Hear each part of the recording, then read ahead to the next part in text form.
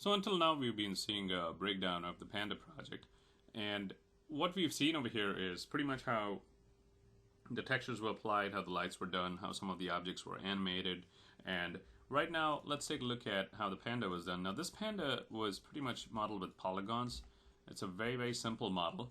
So the idea over here right now in this video is so that you can take an idea similar to this, which would be a public service announcement, and whatever techniques you've seen until now, you can apply them to your own project. So I have a lot of similar ideas. One of my ideas is deforestation, because of trees cutting down, there's not much environment left or, forest left for our animals to graze and so on. So let's say if I wanted to show something like that while using the same ideas from the Panda project and applying them to my own idea, let's see how I would do that. So I'm just gonna simply make a new scene, and as for modeling my character, I want to show a simple shepherd guy who's taking his cows to an environment outside to make sure the cows can eat, so to graze, and slowly I can show in the animation that the trees are getting cut down and they're disappearing and buildings are coming in that place, or the forest land is totally going away and it's all urban development after that. So there's not much space, not much, because of the cutting down of trees, our animals are also going to suffer. So I'm going to open the model of the shepherd guy over here. So guy_rigged is the file, and right now here's the file, which is completely modeled. So here's our shepherd guy, little funny looking guy, and he's also got a texture on him, very simple texture. So we're going to start with the process of modeling, and we're going to also look at texturing and also rigging and also skinning the character. And we're finally going to put him in a scene, which I will put together with some trees and some mountains in the background, and we'll use some of the textures also from the Panda project and see how we can apply that to our project.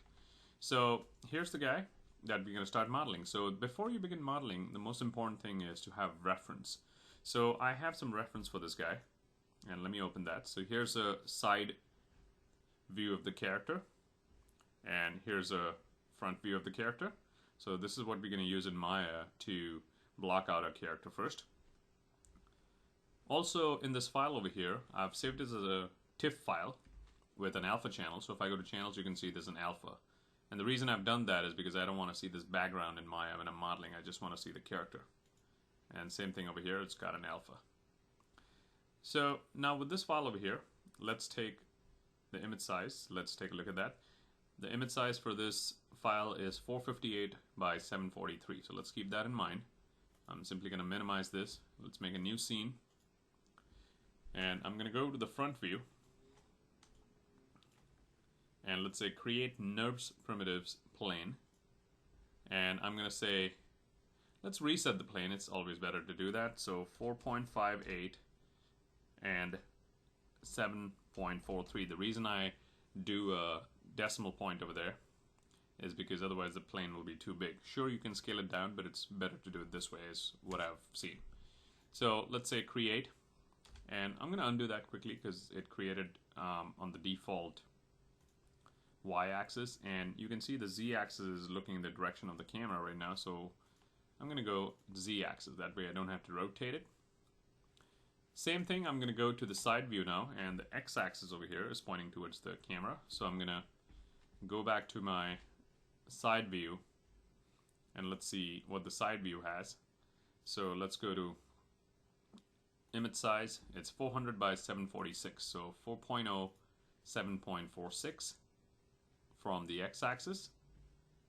So simply 4.0 and 7.46, and from the x-axis is what I want. So right now you can see I have two planes, two simple planes. And what I'm going to do is I'm simply going to move this one to the side right now. Let's take this plane over here, right click, and we'll get rid of the grid in a second. In fact, we'll move the planes above the grid. Right click, assign new material.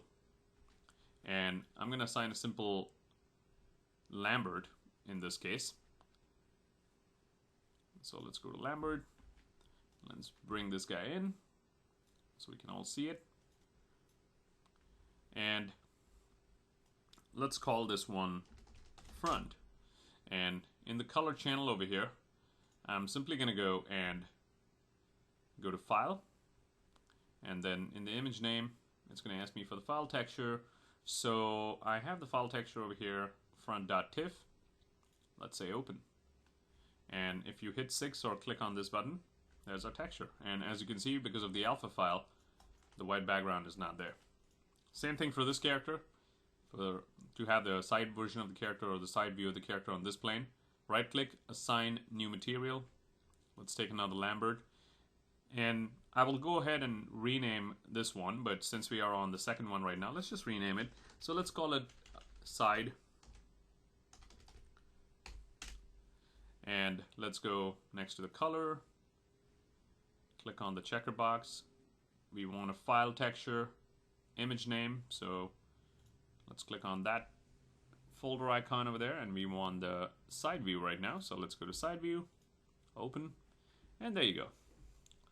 And this one's already named front, this one's side, but this one, okay, great. So it's already got, looks like the Lambert has already got that, and this one's already got side, so it looks like I named it.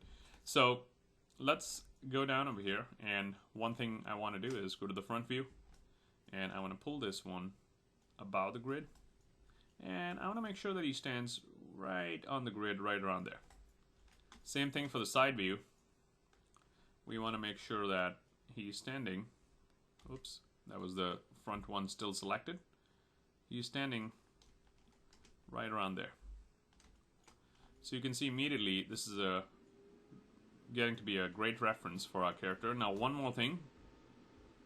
I always like to log these in layers, so I'm going to put this one in a layer. I'm going to name the layer front, but before that, that's visible and invisible, so let's turn it on to reference. So if you click twice, same thing with this one, click on this button with the blue ball, makes another layer for us, click twice and it's referenced. And then if I can double click on the layer, I can call this side, and then this one I can call it front 2, because the material already has a name front 1. And there you go, that's a good starting point, and this is very, very important. Whenever you model something, you gotta have reference. So there you go, there's our reference to start modeling this. And the next video we'll start with a poly cube, and we'll take the process, we'll take the approach of modeling with from poly to sub D, which is subdivision surfaces, and then come back to polygons. So let's see that in the next video.